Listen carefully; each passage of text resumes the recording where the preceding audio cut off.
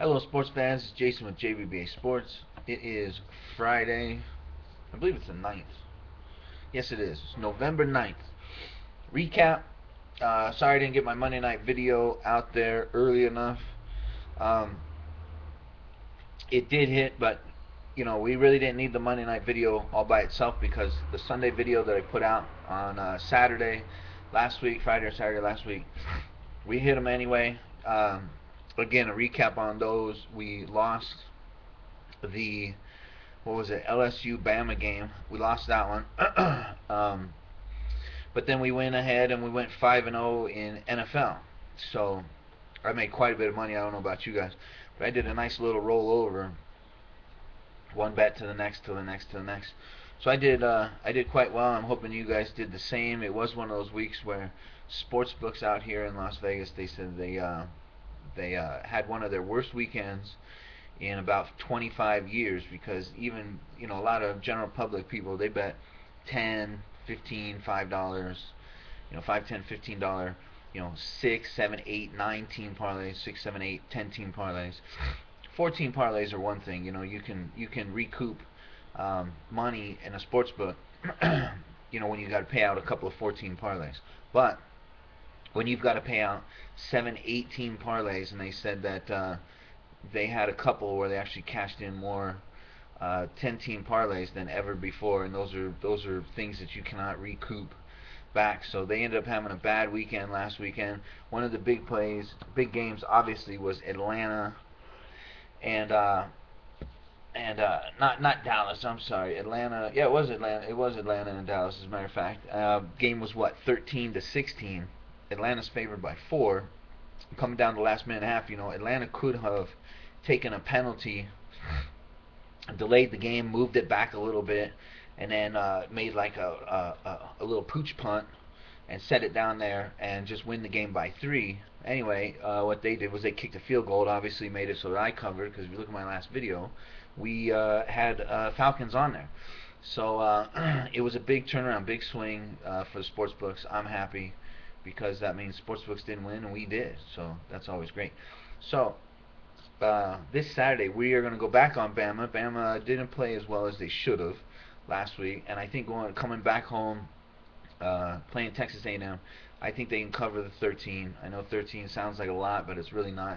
I think Bama's offense is really going to blow it up. They want to establish themselves as the clear-cut number one, clear-cut, far and above the other three, K-State, Notre Dame, and who is it, Oregon, the other three undefeated teams. So that's our only college pick. NFL, we like the Broncos, big time. Carolina Panthers not playing well right now, and Broncos are playing well. They're playing really well, so we're going to go with them. Detroit Lions, I know they're a little shaky, and I know that Minnesota is a little bit better, but honestly, I think their record shows. I think the team is not as good as their record, is what I'm trying to say. They do have Adrian Peterson, it's true. I like the guy, but you got a lot more talent overall on the Detroit team, and it's about time for them to start putting their season together, or we're going to be betting against them a lot this next couple weeks. So Detroit Lions -1. Atlanta Falcons, don't know why. A lot of people say that Saints can cover this game. I don't think so. Saints are not playing well. Saints technically, even though we had them last week, I sat and watched that game. Saints should have lost that game. The only reason why they didn't is the poor play calling ability of Michael Vick and Andy Reid. They march 70 yards down the field, get down there, and then try to throw a 6-yard pass play, and you wonder why you get intercepted for a pick six. Just ridiculous. The running game was working good. The Saints can't stop anybody. They can't tackle anybody. So why in the world would you turn around and you do what works, you stick what works. Philly should have won that game. They didn't. We're taking the Atlanta Falcons.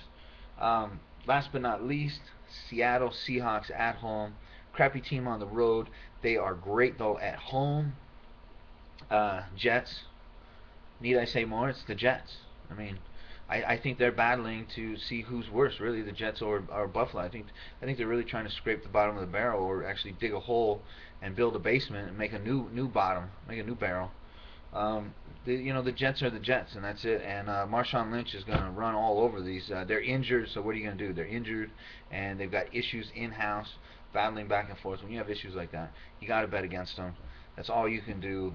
Just like taking the Colts. I had the Colts. I didn't get the video up enough. But, are the Colts a great team? Just think about it. Are Colts a great team? No, they're not. But they're rallying around that coach, and that's all you need in the NFL. And right now, the players for the Jets are not rallying around their coach, and they're gonna eat it big time.